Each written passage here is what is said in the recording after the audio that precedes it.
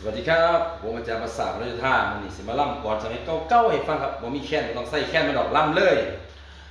ปีนี้เอ้ยแก้มเจ้าปีนี้ปีนี้เอ้ยแก้มเจ้าปีนี้ผู้ใดมีเมียดีก็โชคดีอยู่ดอกแต่ว่าผมนี่ดอกจะเปลี่ยนแนวใดได้เมียมาย่ำใดมันก็บ่คือหมู่เมียผู้แรกนั้นอยู่จังหวัดสุรินทร์ตื่นมาแล้วก็ส่วนแต่ผัวกินตายตั้งแต่เราเมามาแล้วก็เว้าอีหมอลำซ้ำแซ่คณะเว้าเศร้าแม่ก็เถียงเฮาบักใหญ่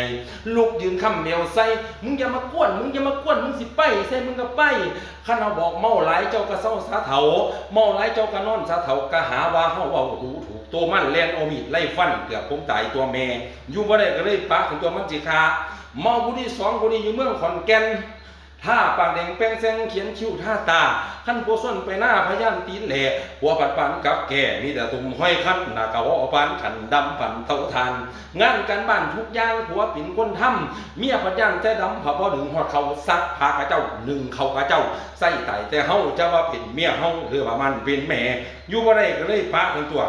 เมาผู้ที่สามผู้นี้มีความสามารถเก่งขนาดบวกเลขคุณหารช่วยเพียกันเรียกงานบ้านเมืองดีอยู่เมียผู้นี้นั้นอยู่จังหวัดหนองคายบ้านใดมีคนตายแล้วก็ไปอยู่หันคันงานศพบ่ห่างแล้วก็บ่ย่อมมาแล้วยันแต่น้ำขามสิบ่พ่อหมูบ่จังดินไผคู่ดำมีดำหมาจักไผแต้มไผตาปอกดอกปอกเด้งฮู้กระดังเฟ่งๆจากได้หรือเสียจำรถฮอดเลียเบิดมายามแม่ยามกลางคืนนี่ผัวพยากสิแย่เมียประจักอยู่ใสจะไม่ค่อยอุกไหลแล้วเมียมักเด่นอยู่บ่ได้ก็เลยเพ่นสันตัวเฮาให้นอนแต่กอดเสามันสิไว้บ่หาอยู่บ่ได้ก็เลยปะเมาผู้ที่4อยู่เมืองอุดรไผก็พากันสะอ้อนว่าเล่าดุเล่ามันงานกันบ้านทุกอย่างคนมีคนจ้างเราก็พาเฮาไป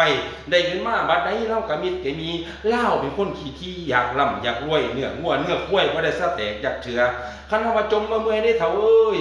อยากกินของหวานใส่น้ำตาลบวชใส่น้ำตาลหวานคือสิแซ่บเมื่อใดก็สุดตาแต่หมดแปดขย่านขาดสารอาหารแล้วก็จมมาสันดานคนอยากสิทุกมาหุงหน่อยชี้มุกกระปิดลงมาต่ำจะมันบุญหรือกรรมของไข่ดอกแม่ท่านบอกสื่อแน่เป็นหยังสื่อเนื้องัวมาละกินแน่เป็นหยังเบิ่งมันห้องเสียงดังสื่ออีหยังเงินบ่มีจักบาทอยากกินเนื้องัวแม่สิยากเฮ็ดจังได๋หากินน้ำงานคนตายก็ได้ตัวก็หาว่าเฮาซัวบ่มีมันสมองอยากแต่เปลืองเงินเจ้าของขี่ทุกข์ขี่ยาก